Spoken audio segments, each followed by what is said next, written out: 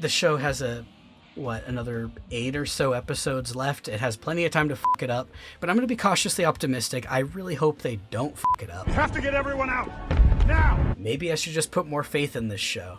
Who's to say? But after episode 4, I'm starting to get a little worried.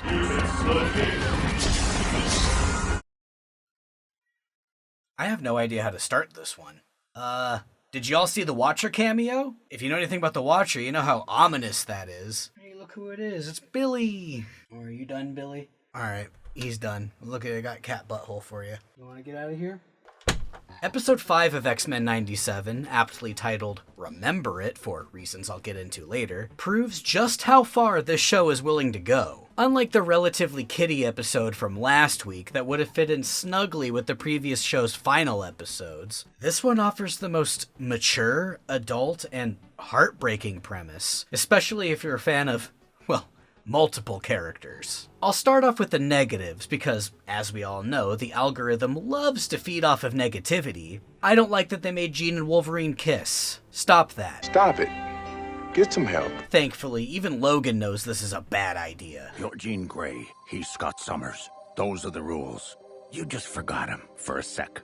Enough said. Now go talk to that overgrown Boy Scout. As for the main chunk of the episode, the story revolves around Gambit, Rogue, and Magneto being summoned to Genosha, who's been recently inducted into the UN, as per episode 2. Gambit tags along because of his jealousy of Rogue and Magneto's off-putting relationship, a sentiment that I too share, though this episode finally has Rogue explain what's been going on between her and Eric. Gambit, being the southern gentleman that he is, reluctantly accepts things the way they are between him and Rogue, though his pushback and feelings are completely justified. Anyway, the Council of Genosha, which consists of non-mutant Moira McTaggart, her partner Banshee, Jean Grey's clone Madeline Pryor, and Inner Circle/Hellfire Club members Sebastian Shaw and Emma Frost, want to elect Magneto as the leader of Genosha. He says he'll accept the position under the condition that Rogue rule by his side, which is what sparks the conversation between her and Gambit, though she does ultimately refuse after some thought. There's a lot of politics at play here, which undoubtedly is going to piss off some of the dummies in the audience. But it all feels earned and important, especially in this stage of the X-Men animated series. Most other nations don't allow a terrorist to be their leader. Yet so many allow their leaders to be terrorists.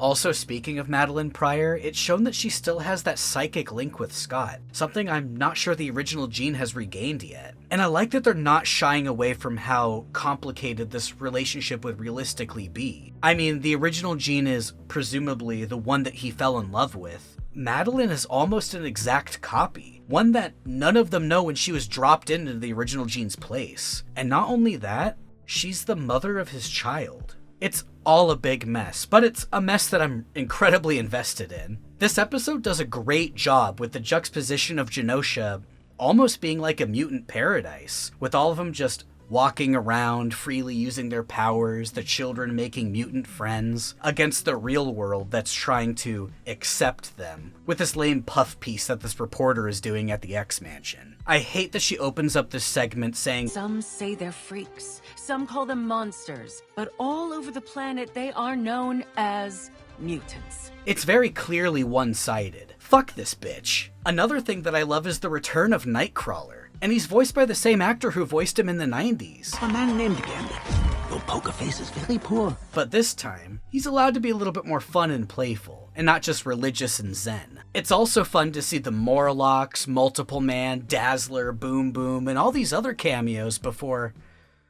Well, going back to the juxtaposition, I need to set this up. There's a gala where presumably Magneto is going to announce he's going to take on Genosha as well as the X-Men, when Cable shows up, frantically trying to get Madeline to listen to him. At the worst possible moment, she realizes that Cable is her adult son Nathan, and his warnings of what's to come are all in vain, as he's sucked back into a time vortex. I'll get into more of what I think this means later, and this is when shit goes down.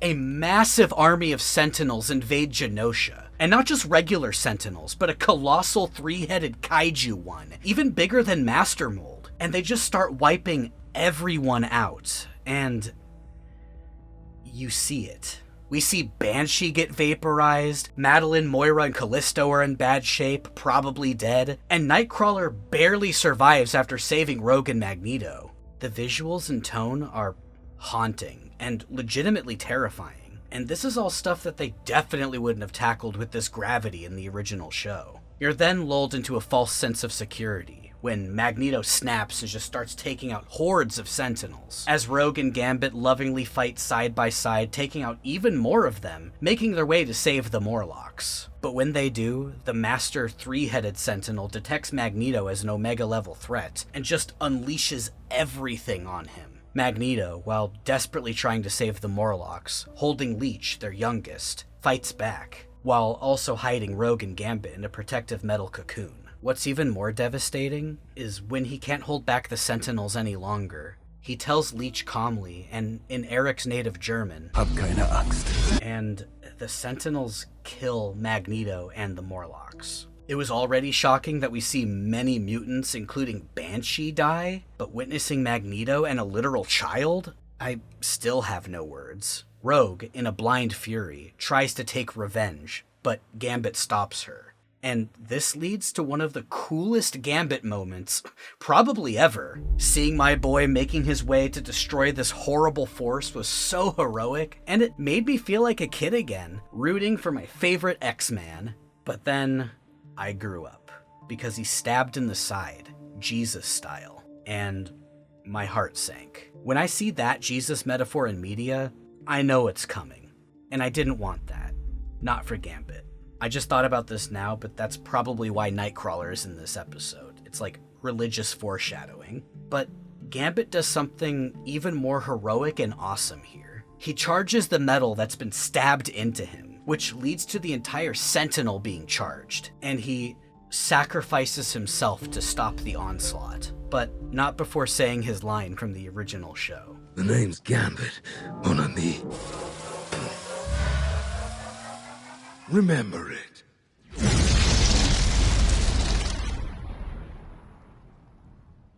The episode ends with the aftermath of everything. The devastation, the X-Men, and the world watching in horror. But the final moment just shows Rogue holding Gambit's body, her hand touching his face. I can't feel you. And I just sat there, not knowing what to say. I feel like this entire review I didn't know what to say. That's why I just recapped it, because I'm still in shock. This episode was the longest so far, at about 32 minutes, minus credits, and you feel like they used every second perfectly. This was probably my favorite episode so far, and it was so good that Beau DeMayo came out of the woodwork to talk about it. There's still no concrete reason for his exit though, so I'll leave it at that. And after about 2 minutes just sitting there in shock, the inevitable thought entered my brain. How permanent is this? And I'm assuming now, after all the dust settles, no pun intended, it's probably not. Look, it's not just that it's comic books where people die and come back to life all the time. It's before all the carnage, we see Cable randomly. We also see him in the opening credits briefly. My money's on Cable's gonna go back in time and stop all this from happening, which, hopefully, if done the right way, won't seem like a massive cop-out, but we'll just have to wait and see. But what do you guys think? Could this really be the end of Gambit and Magneto? Or do you think Cable's gonna go back in time and prevent all this? Or maybe it'll be Bishop? Leave a comment below and, yeah, I'm still in shock, but I'm snapping back to reality. Oh, there goes gravity. Oh, it's dumb.